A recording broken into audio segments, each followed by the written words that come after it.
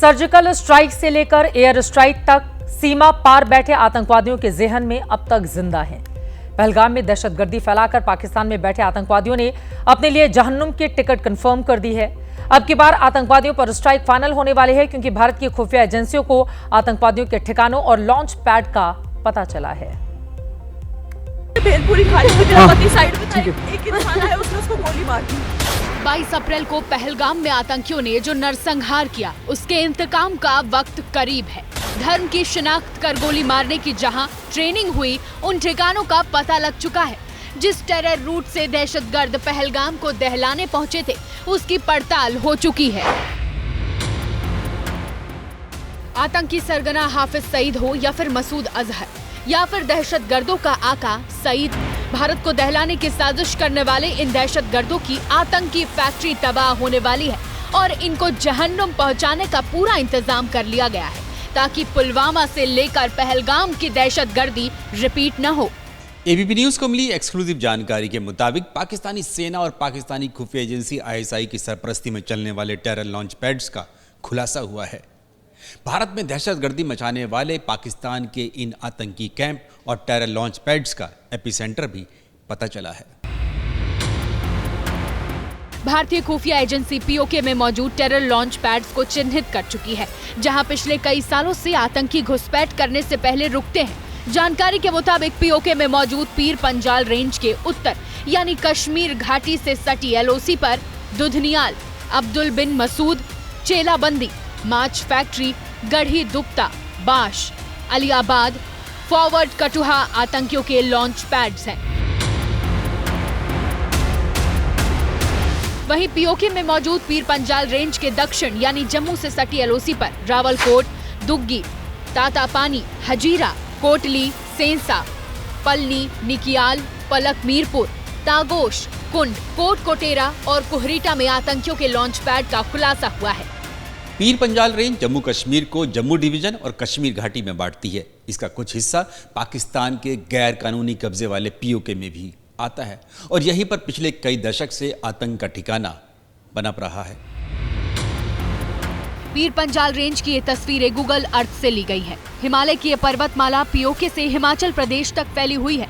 ये रेंज घने जंगलों और प्राकृतिक गुफाओं से घिरी हुई है, जो आतंकियों के छिपने के लिए बेहद ही मुफीद है। माना जा रहा है कि पहलगाम नरसंहार को अंजाम देने वाला पाकिस्तानी आतंकी हाशिम मूसा और उसका group south Pir Panjal range के टेरर लॉन्च पैड से जम्मू कश्मीर में दाखिल हुआ था।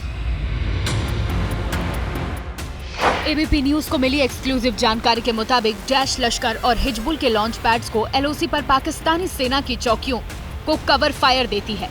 सीज फायर उल्लंघन की आड़ में पाकिस्तानी सेना इन आतंकियों को भारत की सीमा में घुसपैठ कराती रहती है।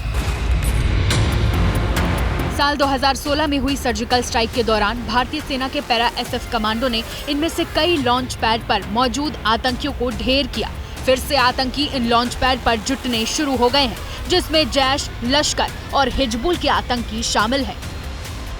पाकिस्तानी खुफिया एजेंसी आईएसआई ने इन तीनों आतंकी संगठनों के बीच समन्वय के लिए पीओके की काली घाटी में एक कंट्रोल सेंटर भी बना रखा है।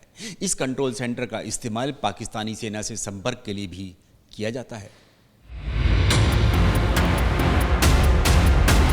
भारत की खुफिया एजेंसियों के पास इन आतंकी ठिकानों और टेरर लॉन्च पैड्स के कोऑर्डिनेट्स हैं। सर्जिकल स्ट्राइक और एयर स्ट्राइक के बाद भारत मिसाइल स्ट्राइक से आतंकियों की इन फैक्ट्रियों को भी तबाह कर सकता है।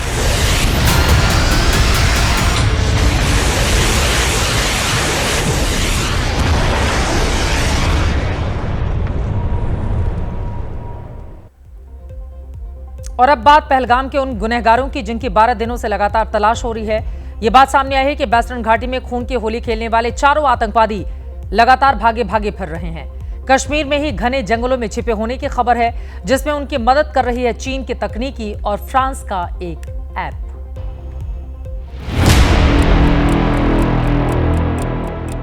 आतंकी नंबर 1 आसिफ फौजी, आतंकी नंबर 2 सुलेमान शाह, आतंकी नंबर 3 आदिल गुरु, आतंकी नंबर 4 अबू मूसा। 22 अप्रैल को हुए आतंकी हमले के 12 दिन बाद भी पहलगाम के ये 4 पापी पकड़ से बाहर हैं। सबके जहन में यही सवाल है कि 26 बेगुनाहों की हत्या करने वाले ये आतंकी कहां गायब हो गए? क्या वो अब भी कश्मीर में ही मौजूद हैं? या एलओसी पार कर चारों पीओके में अपनी पनाहगाह तक पहुंच गए? लेकिन एबीपी न्यूज के सूत्रों से मिली जानकारी के मुताबिक अबू मूसा और उसके साथी अब भी कश्मीर के घने जंगलों में ही दुबके बैठे हैं।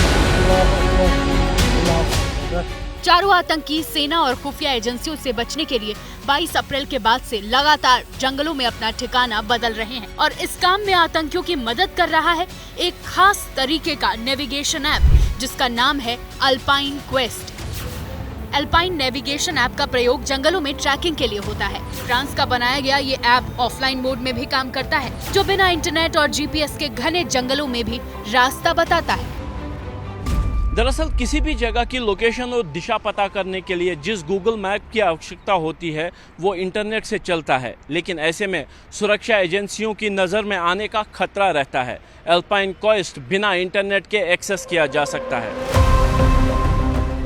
पहलगाम आतंकी हमले के बाद ये बात साफ है कि ओवरग्राउंड वर्कर्स और स्थानीय लोगों ने बेसरन घाटी की रेकी, वहां हुए आतंकी हमले और भागने में हमलावरों की मदद की थी और अब वो तमाम लोग खुफिया एजेंसियों के रडार पर हैं। इसलिए 22 अप्रैल के बाद से चारों आतंकियों ने स्थानीय लोगों और गूगल की बजाय भागने के लिए अल्पाइन क्वेस्ट नाम के ऑफलाइन नेविगेशन सिस्टम का सहारा लिया, जिसमें आतंकियों की मदद कर रहा है चीनी कम्युनिकेशन डिवाइस अल्ट्रा, जिसे चीनी कंपनी ने पाकिस्तानी सेना के लिए खास तौर पर तैयार किया है।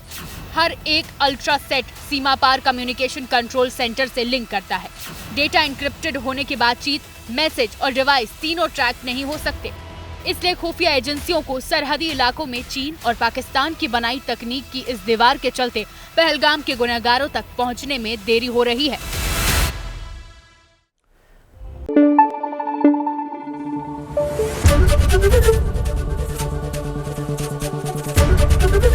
एबीपी न्यूज आपको रखे आगे।